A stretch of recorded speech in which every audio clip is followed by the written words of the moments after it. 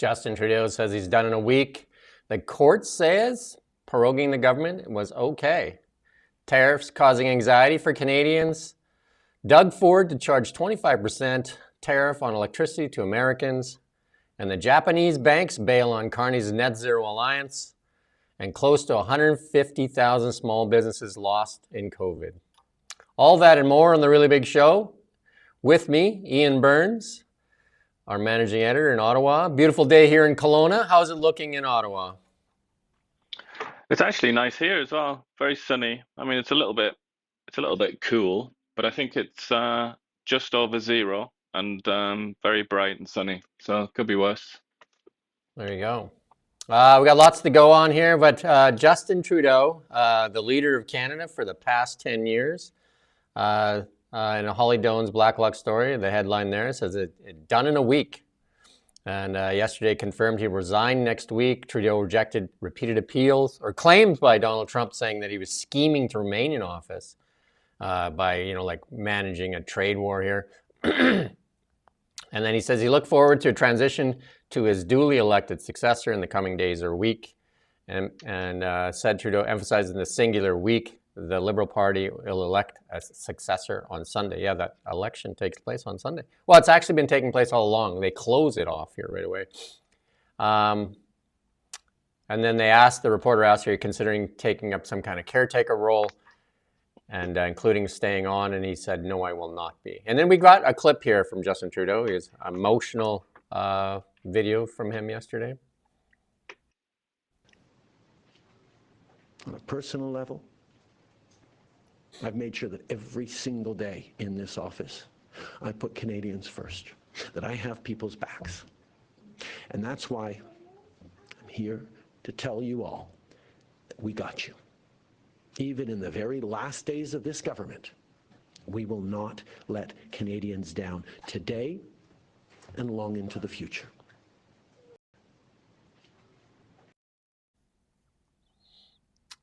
A lot of that all over the internet. People are using that clip there a lot. He was definitely emotional in that clip.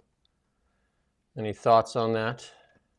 Well, he's got us, hasn't he? That's the thing. We have to be very grateful that he's got us. He's got our backs. I mean, particularly independent journalism. He's really got our backs, hasn't he? The way that he's taken away our main revenue source and then given taxpayers' money to our rivals. I really appreciate him very much for that because he's got us. Or let's say you were somebody that was a little bit concerned that the government had become too authoritarian in 2022, and you went to Ottawa to protest as is your right in a democracy. I mean, he's got them, hasn't he? He got them. He had their backs. Good old Justin. Thanks so much, mate. And I think a lot of people that's all going on the internet too, and that says you've got our backs already. I'm just trying to figure out how to take the knife out of it. So the thing is, I mean, obviously we jest, we have a bit of banter, don't we? But the bottom line is to look at this as like objectively as possible. You shouldn't speak like that when you are an extremely polarizing, controversial prime minister. He's not a prime minister that is led in a way where he's tried to bring everybody together and sort of satisfy every constituency within this country. He is not that guy. He's somebody that is governed for one side specifically, and he's put sides against each other. Now, that happens from time to time. Many leaders throughout history are famous for doing that. And later, when time passes, he might be looked upon fondly, as they have in the past, as other leaders have. But the reality is, he's not a guy who can get up there and cry and say that he's helped everybody, because that's not been what his tenure has been about. His tenure has been extremely divisive, revolutionary, lots of changes, and it's been backing certain groups against certain other groups. So don't get the tears out now and pretend that you've been a prime minister for everybody in Canada. Nobody thinks that. That's why you're leaving now. That's why everybody's sick of you, because the divisiveness has ultimately backfired, and the blowback is him leaving. Yeah, I mean, I watched the thing on the Democrats too, and from Democrats saying that the party has kind of like denigrated into a party of fear and trying to stoke fear. And I would say that Justin Trudeau is, even his own former deputy prime minister accused him of the same thing of, virtue signaling and identity politics and wasting 10 years where, like instead of, building on Canada's wealth, and that's the biggest thing, and that's why we're facing all these hurdles right now with one main customer, and we're in this really bad spot. Yeah, but I just think that it's incumbent upon him to at least try to be honest. It's, honesty is obviously it's rather rare in politics, isn't it? So let's make an effort, try at least to be a little bit more honest and not Well, put on this fake show and pretend that you care about everybody. Because really, if you sat him down when he wasn't in tears and you got him in a serious mood, he would admit that himself, I'm certain. He hasn't been there for all Canadians. That's not what he's been about. That's not what his political career has been about. He's been there for some Canadians, certain groups that he likes. and then media for sure is one of those things that is like the facts show it. I mean, we can pull up stock charts of some of the media outlets, and they've selectively chosen which media outlets to help and which ones to cripple, and that's what has happened to us. We're the ones that have been not chosen for help, but we have been chosen to be crippled by their policies. And that's his time as prime minister in microcosm, isn't it? It's every single one of their major policies. There's always been a loser and a winner. That's what that's what it's been about. He's gone around and he's carved Canadian society into twos and threes and fours and more. And some of them have been winners and some of them have been losers. That's basically everything. And you go back to all of his big sort of policies. Carbon tax is another one, obviously. The carbon tax, the whole point of the carbon tax is we're going to take money off these people and give it to these ones. That's how he would sell it, in the dying days of the carbon tax. Just pure like redistribution. And that has been the case with pretty much everything in his whole time in office, And I would say the best example of that is the COVID protests in Ottawa, where we have to remember, it's so easy to forget now, isn't it? Even though it was just a few years ago. But we have to remember that he breached the COVID restrictions, at least in spirit, to go out and join in a Black Lives Matter protest. And he was even asked by a reporter who said, "How come you did that? But then, you wouldn't go to another protest?" And he just came out very candidly, almost like naively, and just said, "Because this is a cause that I support." It's like, okay, because that's who he is. That's what Justin Trudeau represents. He is a guy that supports some causes and works against others. He is not the prime minister for all people that he seems to think he is.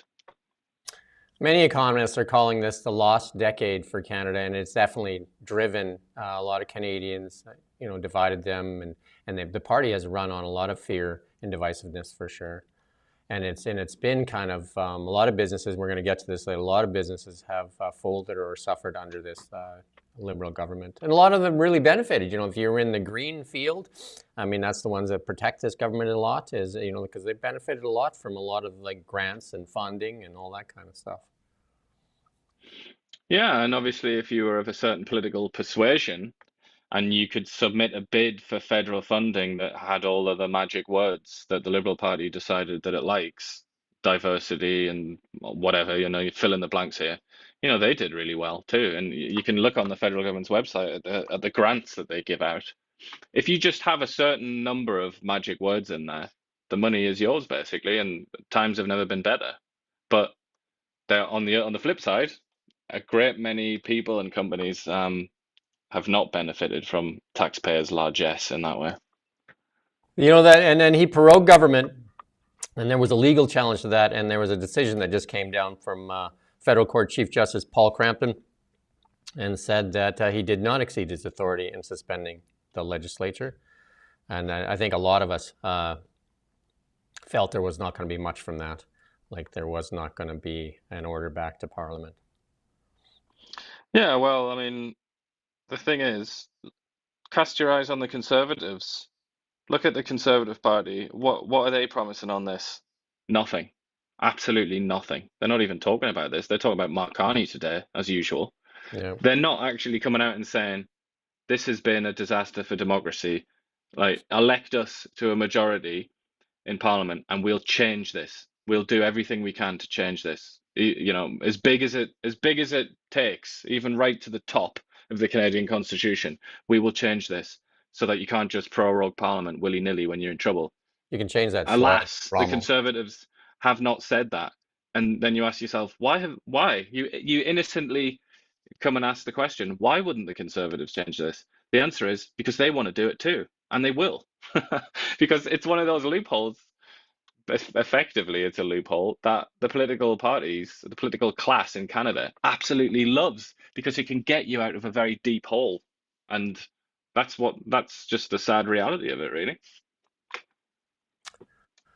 Yep. And then this is really causing a lot of anxiety for Canadians. Like the tariffs on, the tariffs off, and then like people worried about their jobs, worried about the cost of living, worried about a recession, all kinds of stuff, causing a lot of stress and anxiety for many Canadians and for a lot of Americans as well, right? Definitely. And I mean, all you have to do, if you want to sort of, it's just numbers, but look at the Dow Jones over the last month, down 2,000 points. That's like, it's just, you're looking at a screen and you're looking at numbers, but the reality is that represents possibly millions of sob stories and little mini tragedies going on around the world, because Donald Trump has shredded the global economy and the US economy. He's violently attacking his own economy because he's got 19th century ideas about economics and has surrounded himself with servants that are too afraid to tell him that. But I mean, this story is actually kind of sad, because it's a lot of people that don't actually, they're not really that familiar with economics. They're not familiar with international trade and US politics. They don't really understand any of it. And well, I mean, that's maybe a bit patronizing, but they're not like nerds. They're not obsessives. They're not like, they don't spend their lives. I can tell when I look at the interviews that the CBC's done. They're not spending their lives in the political world, because there's only a very small percentage of people who are sad enough to do that, including us. But I almost feel like it's not fair, really, because it's like they're very scared, because they're hearing from people like Chrystia Freeland talking about nuclear weapons and the US invading Canada and things like that, and then they're listening to David Eby, who's saying that the relationship with the United States will never be the same again. And then Doug Ford saying that he's gonna we're gonna go in there and cut their electricity. It's like, no wonder they're afraid, because the Yeah. language that's being used is extraordinary. And if you don't have a deep understanding of what's going on, you don't realize that a lot of this is just brinkmanship and sort of an alternative to negotiation. Then yeah, I'm not surprised that you would experience anxiety, because it sounds very scary. If you get all your news from the CBC and CTV and you just hear little snippets from David Eby and Trudeau and so on, yeah, bloody hell, you would be terrified, wouldn't you? Because then you lack the context. Yeah. Well, we took to the streets here in Kelowna and we asked some people what they thought of it. First, the tariffs are coming, then they're suspended, then they're implemented, and now we're hearing more changes could be coming. How have people been staying on top of the news?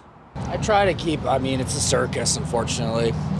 Even from the last time he was president, I try to stay away from it, but it's hard to not see something on social media, something popping up, but I don't know. It's disappointing. I think there's no need for it, but it's just kind of more like being a bully. I've been watching the news regularly and just, trying to, it's very confusing. They're on, they're off, but yeah, I have been for sure. Do you think it's important to stay on top and informed? Oh, about absolutely. It? Yeah. Why so? And I think that it also, we should, as Canadians, understand what's going on so that we can better inform ourselves about what we can do individually to, support Canada in all of this. It's pretty hard to do, but every morning I look to see what today's news is, especially with the tariffs. It's like there's a madman loose. And why have you been trying to stay on top? I have a daughter who lives in Texas. Okay. And I like to travel. I've got grandchildren in Texas. Yeah. And it makes it harder to visit them. And It makes me question if I really want to go to Texas anymore. Have you been trying to stay on top of the news and what's with the latest? Yes, I have. And why so? Well, of course, it affects all of us in a very profound way because we're so dependent on trade. So I have that kind of interest. Does a trade war worry you? Absolutely. And how come?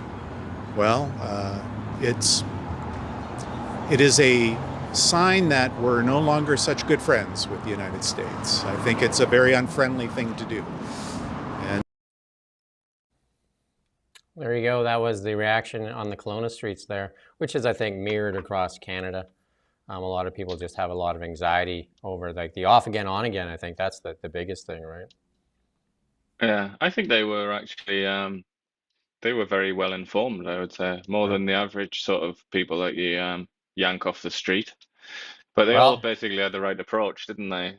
I they're would say. likely watching Kelowna now. So where we try to give That's a it. more balanced perspective instead of driving fear into the hearts of people. That's it. That's the answer. That's why, the average Kelowna you know, citizen is clearly a cut above. Yeah. Out in Ontario, though, Doug Ford says that he is going to put that tariff on electricity on Monday. He says effective Monday, he will impose a 25% surcharge on hydroelectricity exported to the Great Lakes states. And then all blame, he says, rests squarely on Donald Trump. And he said that in an American television audience interview. He said all Canadians love Americans, but it's one person, that's Donald Trump, who's creating this chaos. And it's not. And he said it's a shame that we have to put a tariff on the electricity. But as of Monday, this Monday, we're putting a 25% tariff on electricity to 1.5 million homes and businesses in those 3 states. And Ford says it really bothers him to do that. He said he loves Americans. He says that over and over again and loves the United States, but it's a mess created by Trump. And he said the rest of the world is watching us.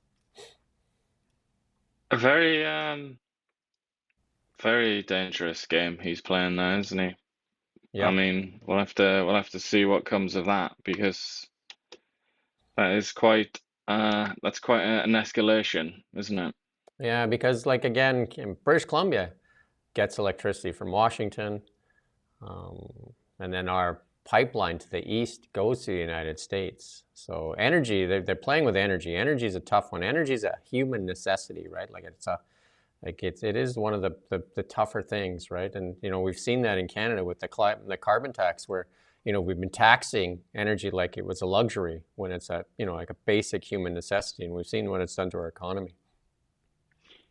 Yeah, well, I mean, in British Columbia is so blessed with its energy options. LNG, hydro in abundance, probably some other stuff in there, but those are the 2 main ones.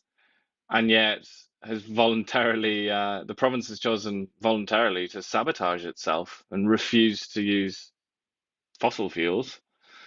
At least that are produced in BC or burned in BC. So, I mean, it's just complacency, isn't it? I think the leaders of British Columbia just thought that something like this could never happen. Like, it was always just going to be smooth sailing, and they thought that they could indulge in luxurious fads like extreme environmentalism, and it would be fine, and the lights would still turn on. But there's no guarantee that that's going to happen. And that's why you always have to think about the future, don't you? And that's why, as a citizen, it's your responsibility to try and elect people who are wise and provident and not stupid and wasteful, as the leaders of British Columbia have been over the last God knows how long. Well, jumping on Ford's thing there, Bay Street bigwig David Rosenberg. I mean, he really wants to he wants to burn down their house. He says Canada has a lot more leverage than people seem to realize. And he said, if somebody comes and bullies you in the schoolyard and gives you a black eye, you don't punch back, you go burn down their house. Now that's the guy that says he wants to escalate it, right? Burning down somebody's house. I mean, he's definitely got there's definitely a good point there. Although people often like to compare everyday life as a human being with the running of a country, and often that analogy doesn't hold. But I think because that's what he was saying. He was talking about like you said, being bullied in the playground. I think that is actually pretty true as far as I'm concerned. It always seemed to serve me well. If somebody just try and have a go at you, just escalate to like, you know, 100% immediately, and use, and 99 times out of 100 they back down. But whether that works, on a country to country level is another question. But the other point that he makes here, which I think is quite important, probably the main point that he makes really, is that Trump right now is surrounded by very, very servile people, really spineless, slavish people, and not just in the Republican Party, but also the kind of toadies that he's put in to all the main cabinet positions. They're all terrified of Trump because he's at the height of his powers. He's like very popular. He's just won an election, very popular by American standards in all the main kind of opinion polls and things like that. He's riding high, and he's an extraordinarily vicious and vindictive man who doesn't think twice before cutting people down, even on his own side, so to speak. So they're all afraid. But what Rosenberg says is, if we, metaphorically speaking, burn down his house, that will kill his approval rating. The Americans won't stay with him if, if they can't afford things, if prices go up and then the Republican Party starts to be upset, then they're not, the slaves will abandon the master. And I think he's right there. So, but the only thing I would say for this is you have to make sure it's the right moment. It might be too soon to attack Trump because he is still very popular right now. But inevitably, his popularity is going to collapse. It's going to happen within the next few months. I mean, it's like a law of nature. It happens to all American presidents. So I would sort of say, wait for the opportune moment, then burn down his house, and then his slaves will start to leave him, and then that'll be the end of his power, I would say, or the end of his like this period of maximum power that he has right now. Yeah, and I think that we've said it many, many times on this show that Canada has so much wealth now in our natural resources, and the Americans need us more than anything, especially in this new AI world. Energy is the most important thing, and Canada is like the richest resource nation in the world, especially the diversity of our assets, and I think that is our trump card per se. But we've also had a government over the past 10 years that has definitely crippled and suppressed our natural resources. And the next story we're going to talk about here, most Canadians support building a cross-country pipeline and reject adopting the US dollar. So, I mean, we've had pipelines, Northern Gateway squashed, and then, the East-West pipeline. These two pipelines could have made a huge difference in all these tariff threats, because we could have said, that's fine. Because our biggest export too, people maybe don't realize, it's energy. That's our biggest export. Yeah, just good old-fashioned crude oil. Yeah, LNG, That's crude it, oil. isn't it? Yeah, all of that stuff. That's our biggest export, and if we can get to outside markets and we sell our energy at a discount because we have one customer. I mean, if you look at what the prices of our crude is versus what the world oil is, there's always a discount to it, right? Western Canadian Select is always at a discount to crude oil. Yeah. Well, it's a real shame. I mean, it's a shame on so many levels, isn't it? It's not just that we didn't build the pipelines and the ports and whatnot to get it over to Asia and Europe, or at least in bigger numbers. The problem is also like the lack of refineries, because they do a lot of that in the Gulf, don't the Gulf of America, we should say now. They refine it down there, don't they? And there's so much about it. It's like it's a very special kind of oil as well, isn't it? It's like a very sort of sludgy oil. It's not like the sweet Saudi crude or whatever. It needs very specific treatment to turn it into gas. And the Americans have all that infrastructure. We don't really have all that much of it, which is so dumb. I mean, the word dumb just keeps coming up again and again and again when it comes to Canada's energy policy, doesn't it? But I mean, it's also dumb from the Americans, I would say, when they because there's only one other country in the world really that produces oil like Alberta's in any kind of significant quantity, and that's Venezuela, which is completely frozen out. I mean, they don't even have the capacity to export their oil now. They're in an absolute shambles. So the Americans have been really stupid here as well, or Trump has been stupid. But yeah, I mean, it's just been so many years, hasn't it? it just, again, it's a painful topic. I was at the museum, the National Science Museum, not so long ago, and there's a really good exhibit there. If anyone's ever in Ottawa and interested, I would really recommend you go. But there's like a whole section devoted, like a whole room devoted to energy, and there's like a big section just about oil, and there's lots of like artifacts from the 1970s, like posters and things like that, and they're all talking about the same things, the 1970s. So that's like 50 years ago. They were still having this exact conversation about oil. And then here, when is it ever going to change? Yeah, it's we got a really cool meme at the end here if you stick around for it. Another Holly Doan's Blacklock story here. 131,000 small businesses lost through the pandemic, according to the Department of Industry.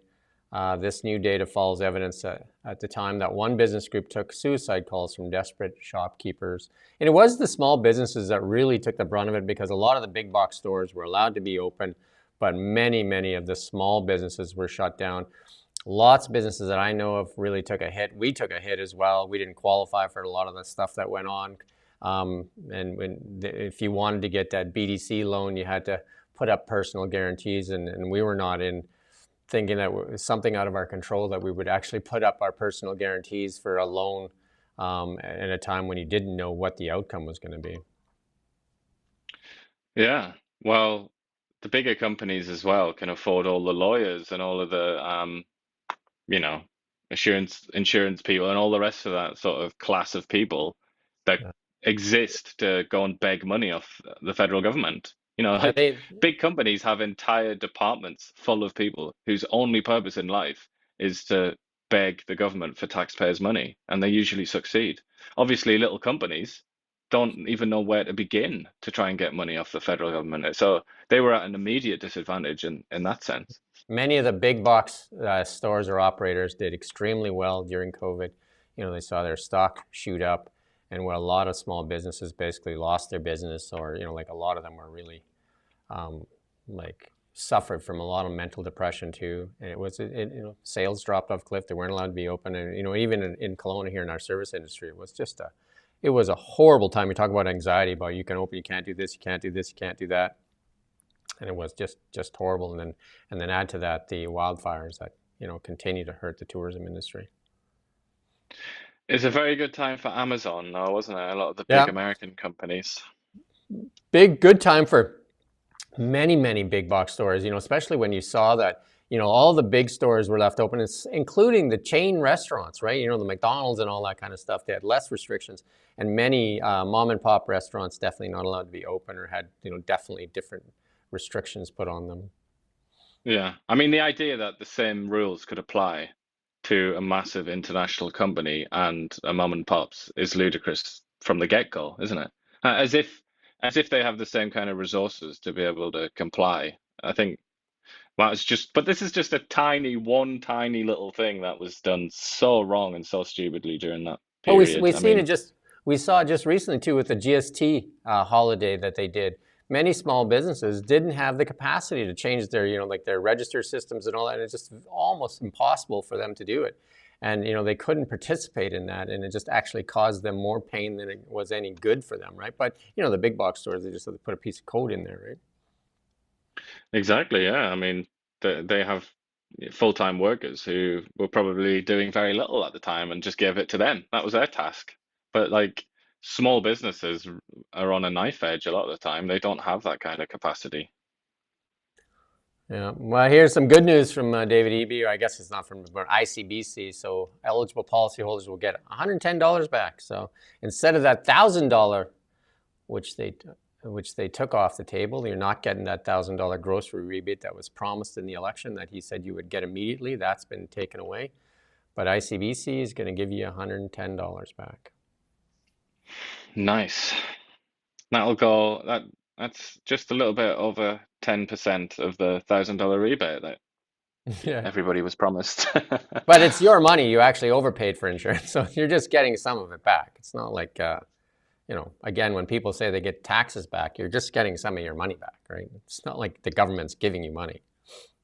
Yeah, but that was also, that $1,000 was a rebate, wasn't it? Supposedly, so that's supposed to be money that given back to you. So there's lots of activity in South African farmers there, and Trump says that he's going to offer South African farmers a path to U.S. citizenship.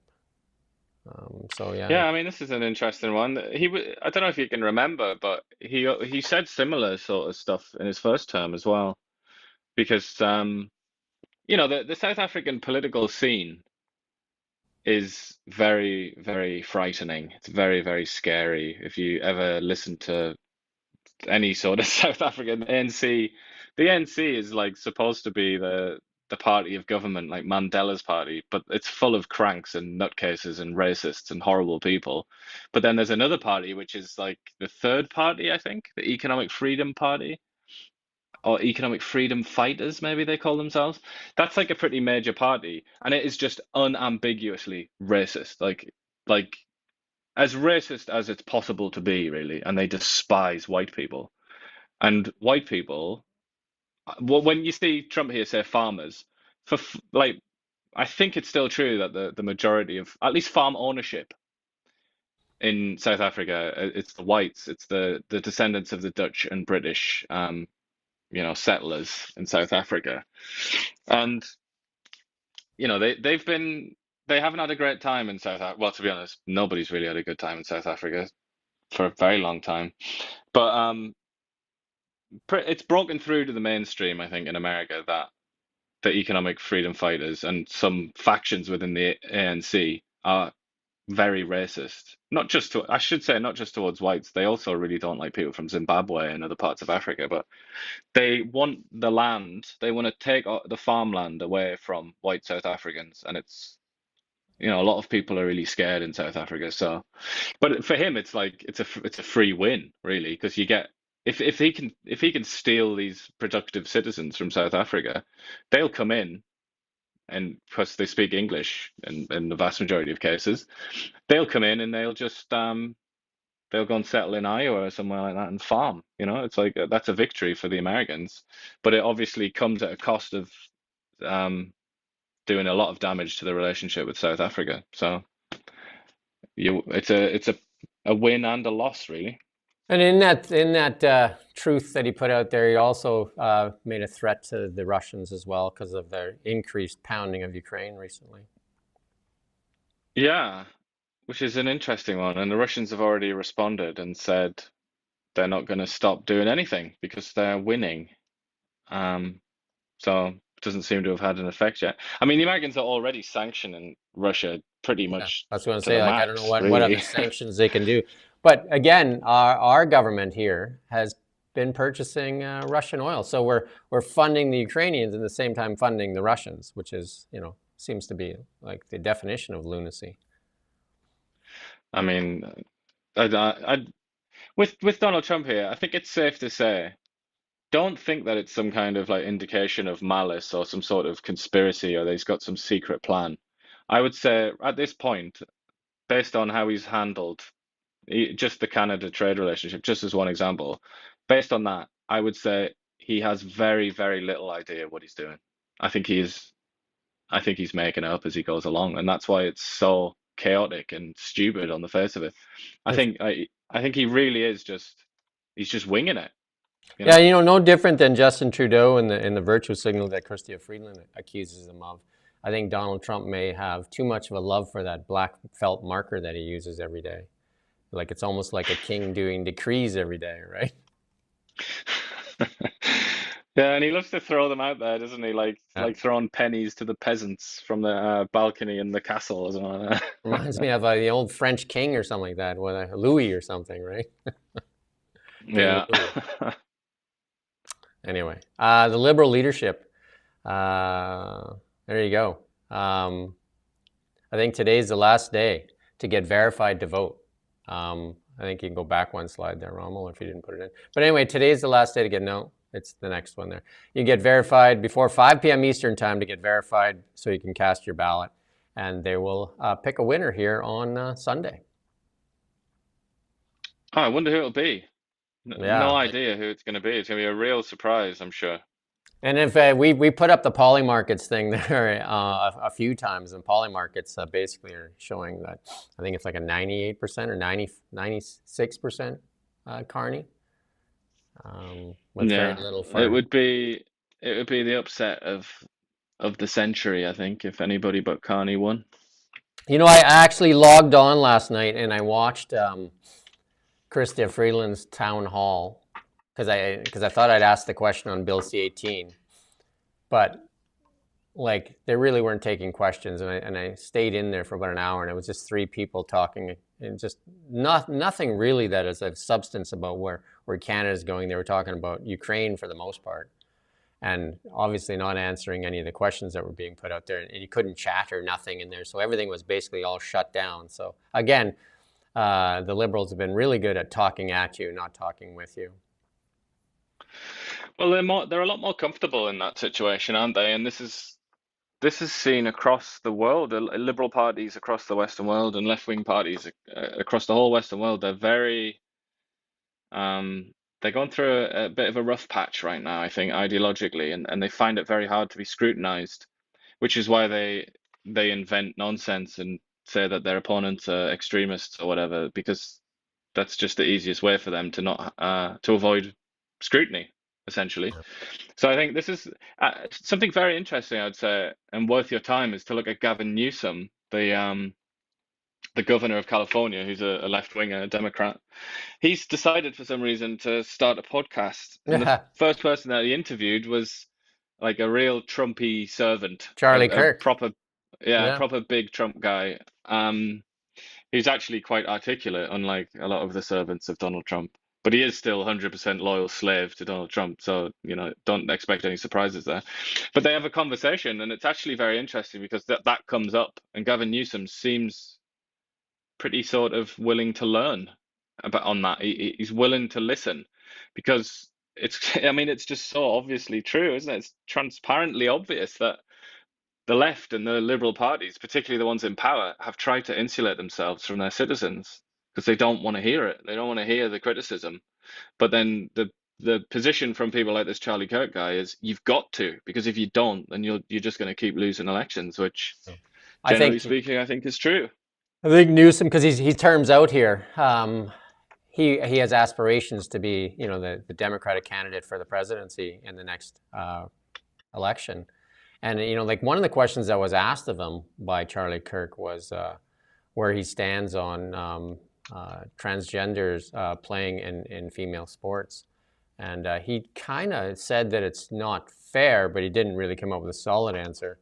And then, of course, a lot of Democrats have been losing their minds on him, and a lot of the publications, left-leaning publications, have went after him for it too. Well, that's ironic, isn't it? Because that was one of the topics of conversation, was how the left hunts down people because they're so purist. They're such purists that they hunt down anybody that says anything against the law of the day or the hour, because it changes so frequently. And it's quite ironic that exact thing occurred when they discussed that. And and the violence that they're willing to do too, as well. I mean, there was a bunch of them, with the paddles at the address, the congressional address, and then there was also there's a bunch of Democrats that are doing some kind of fight stance. There's a TikTok out there where they're all getting ready to fight, and then if you look at Elon Musk as one of their targets, I think now there's 4 or 5 dealerships that have been shot up, tried to be burnt down, taken over. And supercharger stations, they definitely are. They use a lot of violence, and then these are the same people that scream about January 6th, right? Yeah. I mean, it's how long now has this been true? It's another one of those things, isn't it? It just lingers on forever. Yeah. So here you go. We got a little clip here from CBC on Mark Carney. Different setting than it was at the beginning of the race, partly because the Liberal support in the polls has come up so much since then. Only, I think, partially because of the race itself, but maybe partly in that, but mostly as a result of events south of the border. So, it's they've got a little bit of a different strut in their step, perhaps. Mark Carney has not had a great race, if you ask me. He's not exactly set hearts on fire. There's been a few questions raised about his veracity. But it's hard to see anybody else winning at this point. I hate to just thump home the conventional wisdom, but that sure seems like the case. I think the other thing is, I think there was a lot of talk that, as soon as he gets in, he'll want to go straight to the election. I'm not so sure that's the case for a couple of reasons. One is, I think if you're him, you surely would rather be seen to be governing for a bit. You'd rather be putting together a cabinet, meeting Parliament, et cetera. And I think you can do so now. Maybe I'll be proven wrong. But I'm getting signals from the NDP that they're not quite as keen as on voting no confidence anytime soon. That may have something to do with them being down at 10% in the polls. Yeah, but yes. I don't think it's a given that the minute they meet Parliament that they're going down. And maybe rightly so, if we're right in the middle of an April 2nd next round of tariffs. There you go. And then we have some reaction from Pierre Poilievre as well.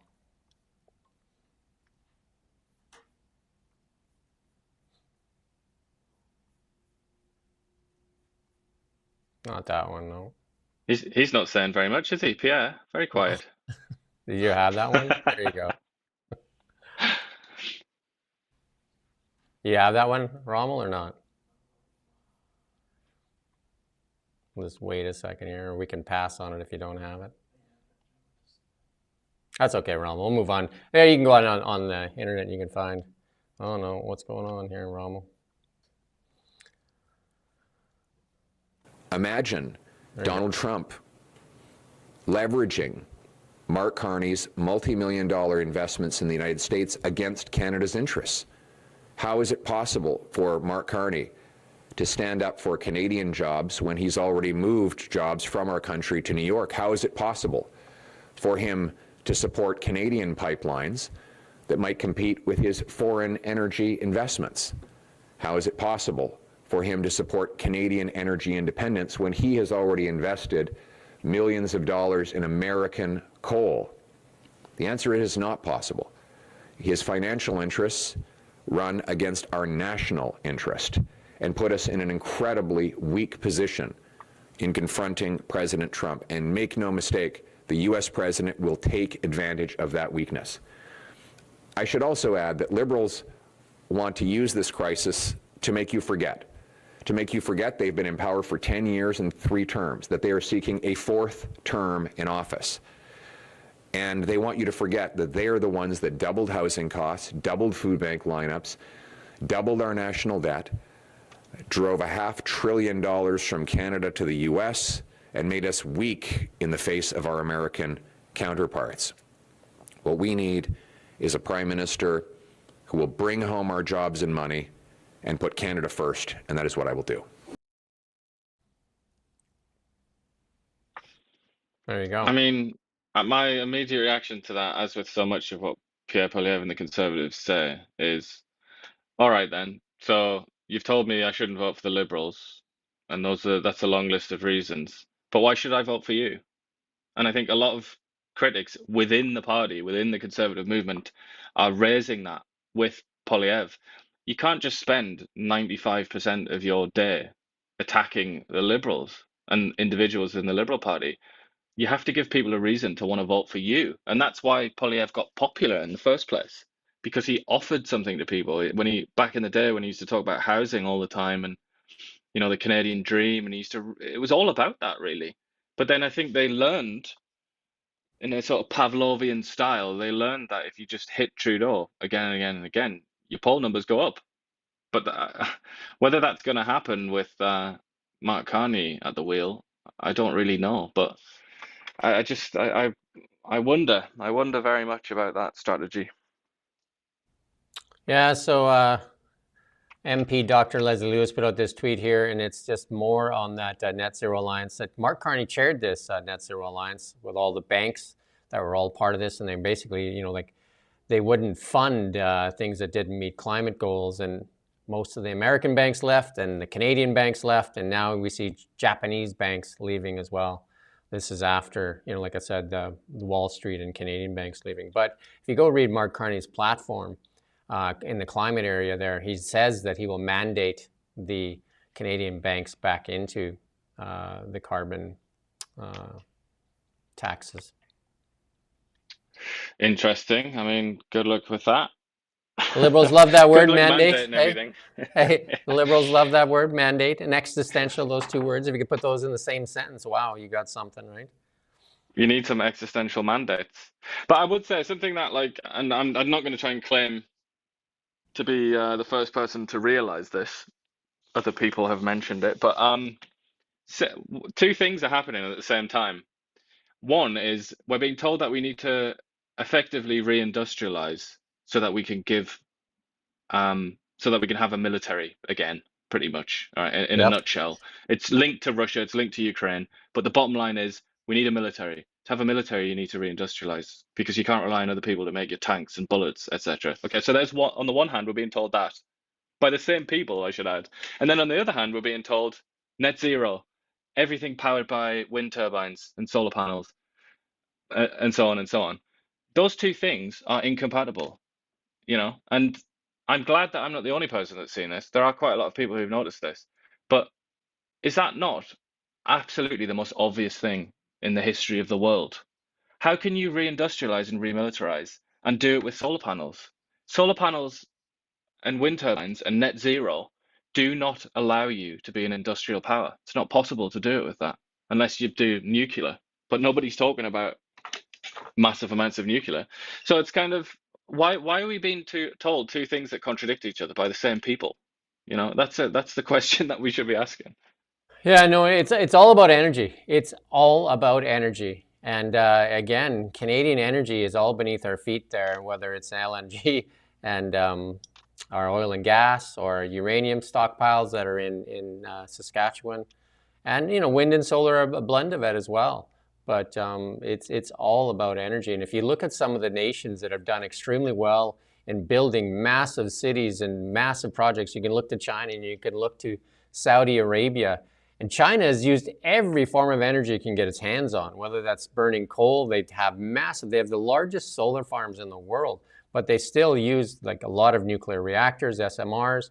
Like they are building their whole like cities up, and what they've done in China is just unbelievable. What they've done in a short period of time. Yeah, I mean they do have quite a lot of green energy there, but we shouldn't fool ourselves. I mean the spine of their power system is coal, and Yeah. then as you said, like they'll use everything, and they do have quite a lot of hydropower as well. But the Chinese, the industrial revolution in China was basically powered by coal, and it's still being powered by coal. They have no plans to get rid of coal because, we've shipped off all of our manufacturing in the West, just about. We've shipped it off to the Chinese, and the Chinese are no suckers. They're no fools.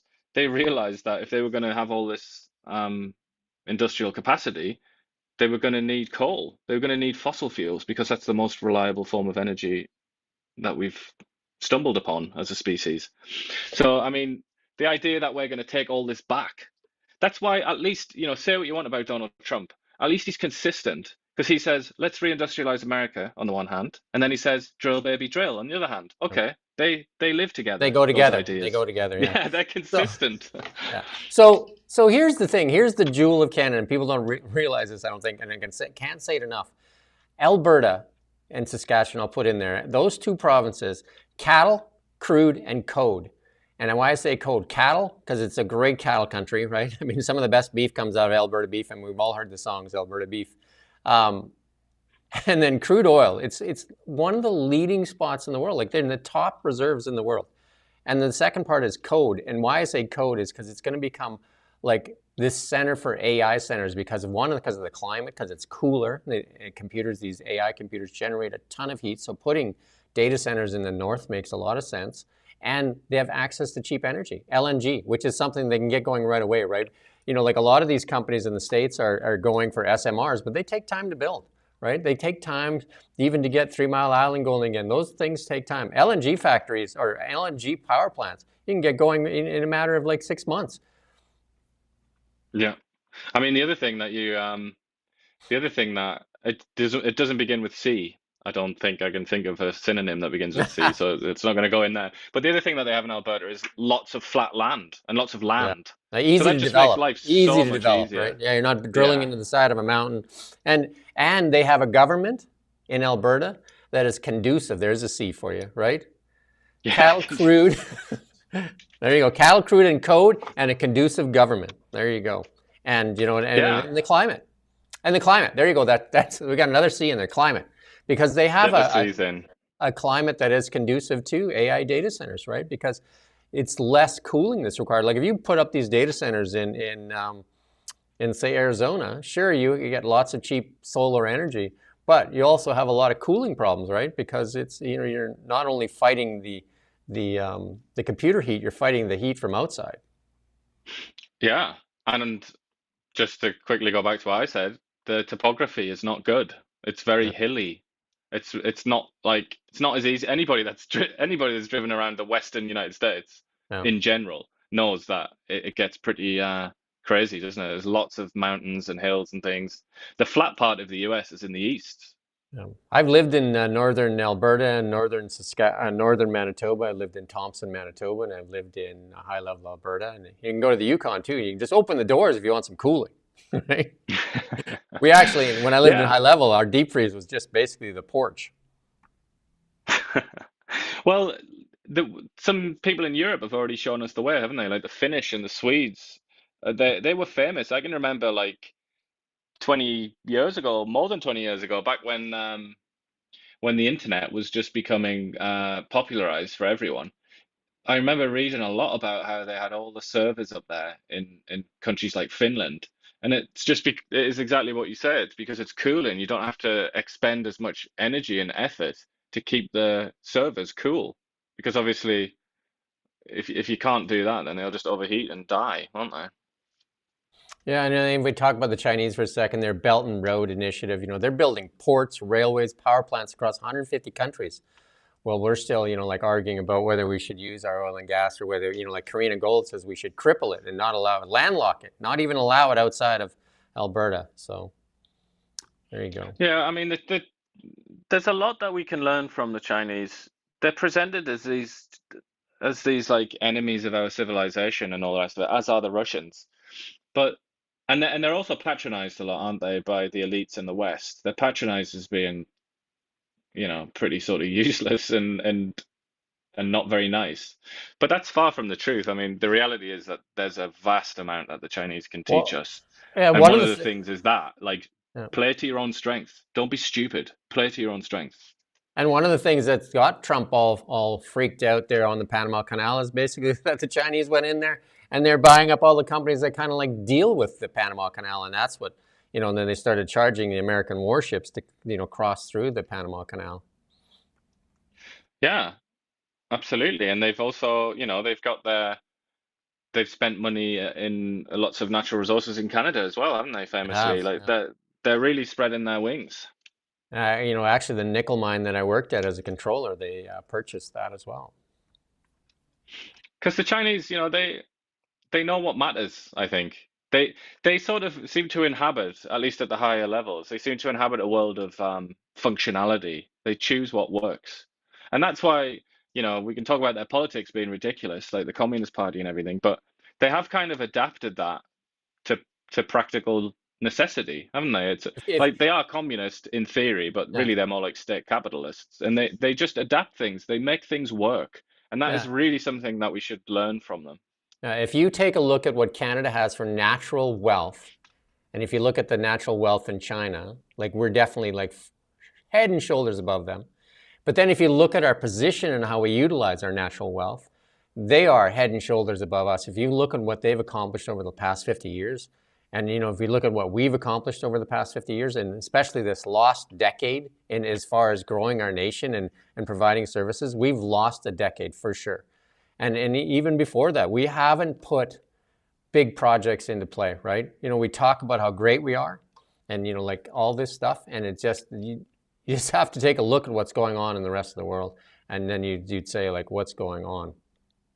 Really, Yeah. what's I going mean, on? can you imagine if the Chinese had one one Pacific port, well, I know we have two in Canada that are decent, but let's just talk about Vancouver. If they had one port like that, do you think that the Chinese would voluntarily put like thousands of restrictions on it, try and block infrastructure projects that would get tradable goods to that port and so on? Like, do you think they would do something as crazy as ban oil tankers from coming into the main port? I mean, stuff like that. They would just never do that in China because because they're not dumb. They're not stupid like that. Because they know in recent Chinese history, they've had famines and like, they've had real poverty. They know that there's a pretty sort of thin line between wealth and poverty, and they intend to never be on the wrong side of that line ever again. You need So to go look. this is what you should learn from the Chinese. You need to go look at a map of the world, and you can see the Chinese influence. It's like they're turning like it lights up all over the place. And there's just a couple of the highlights.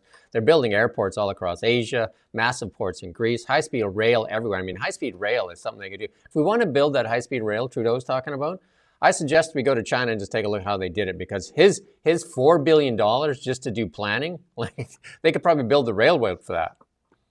I think that's probably accurate. Yeah, I mean, even some of the Europeans can do it a hell of a lot cheaper than it looks like we're going to do it for. $4 billion just for planning, and that is just like, who's getting that $4 billion? SNC-Lavalin will really rebranded. SNC-Lavalin is in on that, as is Air Canada. Let's switch the markets though. Again, gold just kind of like, popping around there, not doing much. The stock market volatility definitely has, made gold a safer play right now. Bitcoin, again, just hanging around there too, looking for direction.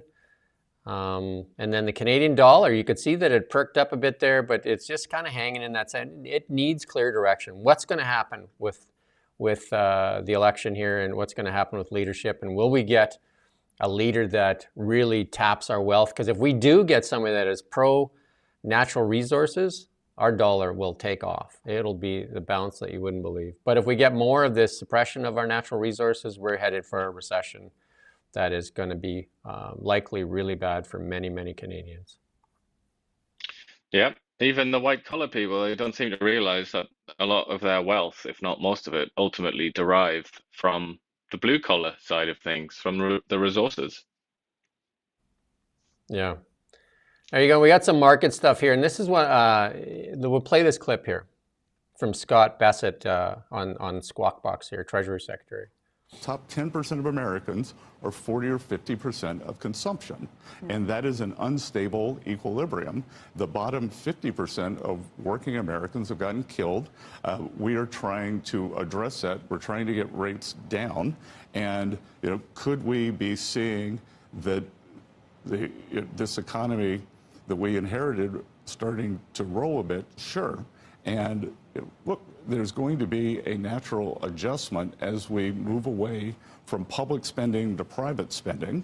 The market and the economy have just become hooked. We've become addicted to this government spending.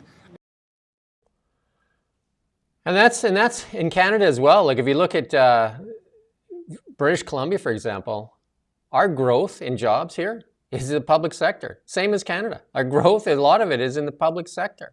And that's what he's saying there. Like all this stuff that they're doing, they're finding all this waste, and that a lot of that is funded, or a lot of the growth we've seen through COVID was all government spending. And so cutting that off may cause some pain for the stock markets initially. Yeah, I mean, it's also important to recognize that he's saying a lot of this in the context of the tariffs and the trade war against Canada and Mexico and China. Yep. So he's trying to kind of, I think he's conflating two things there rather dishonestly. Yep. But then again, he is a politician, so obviously he's dishonest. But he's making a good point there about the public sector, and that is, I think that's something that a lot of rational people who voted to elect Donald Trump, they were very interested in that. Because it is a rational position. It's a very it's an established economic policy to slim down the public sector and try and increase the private sector. But obviously, for the last number of years anyway, it's been the other way around. Yeah, and then we got another thing. We're going to play this clip here, and we'll talk about it. Meantime, Walmart considering moving its legal home from Delaware. It's according to a new report from Semaphore. The retail giant would follow Elon Musk, who left the state for Texas last year. Musk and now Mark Zuckerberg also reportedly considering a similar move potentially with Meta. Join us right now on more of this story, Liz Hoffman, who broke it, Semaphore's business and finance editor. Liz, it's great to see you this morning. This could be a biggie. I mean, Meta's already a biggie, Tesla's a biggie. And really, I think the question at this point is what you think the state legislator in Delaware wants to do about it. Or yeah, you can cut that off there. Yeah, so that was the, like they say, Elon Musk claimed that activism, an activist judge actually caused some pain for Tesla shareholders, and that's why they wanted to move their company from Delaware.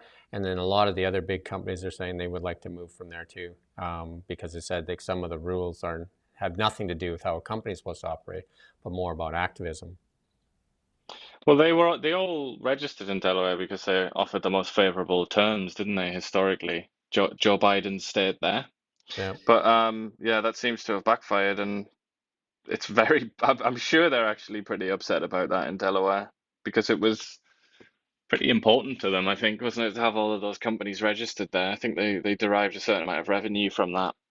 So they'll be very upset about because it's one woman, I think, isn't it? Like, and I don't think is she called a judge or is she an arbitrator or something? They have I can't remember what her title is, but it's basically like one woman. So I'm sure she's not beloved right now in Delaware. Yeah, and then let's move on to the AI tech world. Eric Schmidt warns against an AI Manhattan project. He's the former Google CEO, right? He cautions against an aggressive AI development initiative akin to the Manhattan Project. So, like a lot of people are really scared of what's going on in AI and suggest that such a push towards super intelligent AI could destabilize global relations and provoke international retaliation. And, and he says maybe from China, but I would assume that the Chinese and the Russians are working hard at their AI. And that's the reason that nobody can really rest on their laurels as far as AI goes, because it's probably full steam ahead for everybody. Yeah, I wonder if they do go ahead with a Manhattan Project, the Americans, I wonder if they're going to use American allies to do it like they did with that one. Yeah. Because Canada played a role in that one.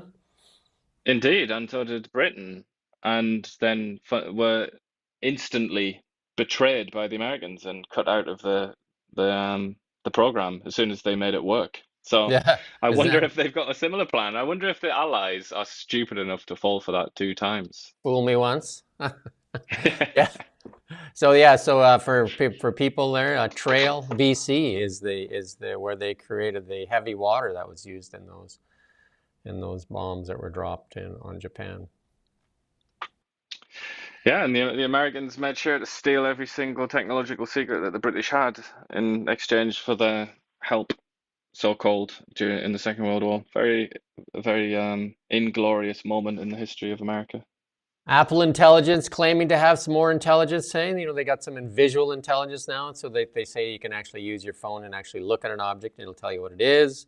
And Image Playground, we can create some images in the new iOS. And then, ChatGPT is tied in. But Apple Intelligence definitely lagging in the word intelligence. It's probably a bold call to say that. I mean, I haven't really seen much of it. So, but anyway, in our EV segment here, Nissan claiming that this pressure to go all EV, zero emission vehicles, is basically going to force them to close their plants. So the UK is loosening some of those restrictions, right? It says it's confirmed to relax electric vehicle sales quotas after Nissan claimed they were threatened the future of its Sunderland manufacturing plant. And so there'll be a substantial change in policy in the UK.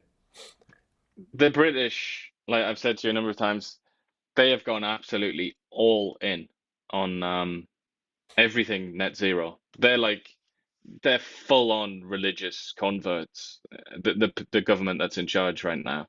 And I think this is because we live in the real world and not the fairy tale that they think we live in. This is going to be the first of many concessions, I would say, in that country. Yeah, so there you go. And then in Canada, a lot of people are starting to wear this sticker because, like I said, there's been some attacks on dealerships and stuff like that. There's a lot of negativity towards Elon Musk right now, so people are putting this sticker on their vehicle. Actually, Kayla Caruana, we do a Tesla talk show, and she was actually at a Tim Hortons lineup, and some guy came up to her and started screaming at her, and she thought maybe something was wrong with her car. She rolled down the window, and the guy started screaming at her, "How dare she drive that car?" And she's like, "What? What's going on?" Like she couldn't understand what was going on. And then he said that, like she shouldn't be driving that car, she should sell it. And then she kind of caught her breath there and she said, well, if I sell it, somebody else will be driving it, won't they? So Yeah, he told her. There's no selling south of the border, so it wouldn't make sense, economic sense. And this is where the craziness, the lunacy goes. He said to her, if she wants to drive it, she needs to buy one of these stickers. Hey? It doesn't take much for people to try and take control of your life, does it? It's like, during COVID, right? Because, the government told you, like, it was that person there that wouldn't get vaccinated, that person there that wouldn't wear a mask, and then they deputized people, right? Remember, you're calling in, you're turning in your neighbors and all that kind of stuff. And I think a lot of these deputies are still, packing their badge around. They've just got different things they can police now. And right now, I guess they're policing Teslas. Yeah, and I guess they'll also be happening in the grocery stores and that, won't it? People will be like, do you know that's American that you're about to buy? Why don't you take this Canadian product? Which, at least I would say at least that's kind of somewhat rational. But there are people that they will take any excuse, won't they, just to get into your business and tell you what to do. It's a very, very ugly trait that some people have. I told her to tell him next time if somebody comes up to her, just like, make sure you clean the poop off your boots before you climb up on your white horse. And just tell people. Yeah, because what she should have said was, "Are you willing to submit to a strip search right now so I can search you for American goods?" Yeah, so there's a reasonable chance that his pants are going to be Levi's or something like that. Well, I would also say, let's see that phone in your pocket. I got a hammer here, and if it's an iPhone, I'm smashing it. Yeah. Well, you need this sticker and put it right on the front of the screen that says, "I bought this before the US went crazy." And then here's a meme that you've all been waiting for that is really kind of like suited to the conversation we've been having about climate change and the suppression of Canadian natural wealth. There you go.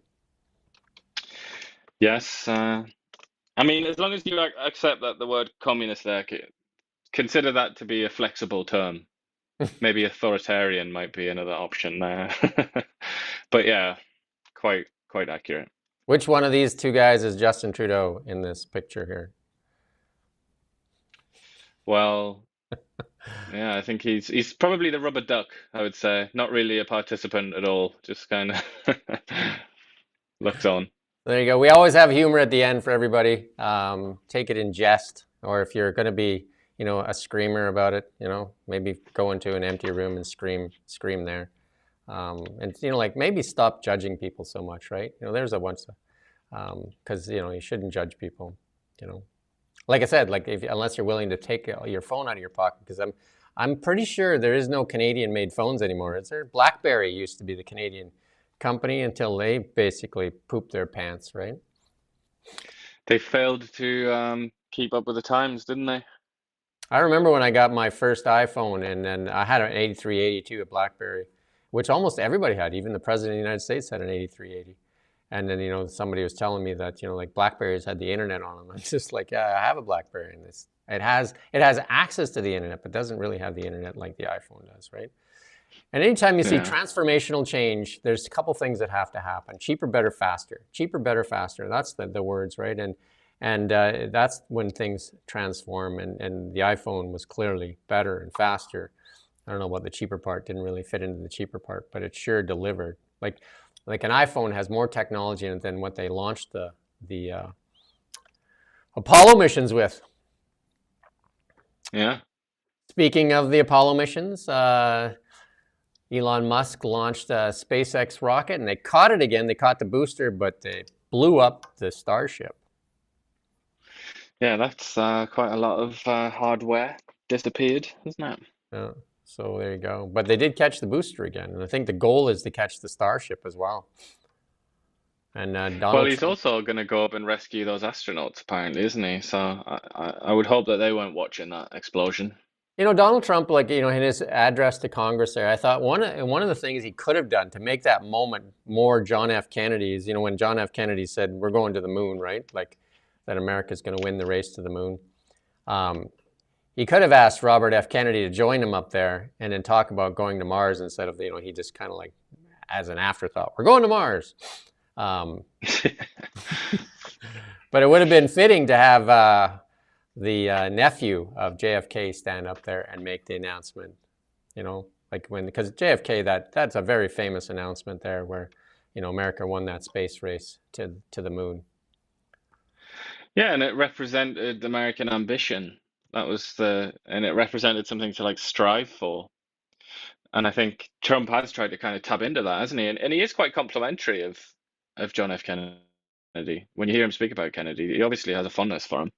So it's true, he could have latched himself onto that a bit. But I think just the fact that Elon was by his side was enough, I think, to that kind of it rubbed off onto Trump, I think, that he was pro ambition and pro space.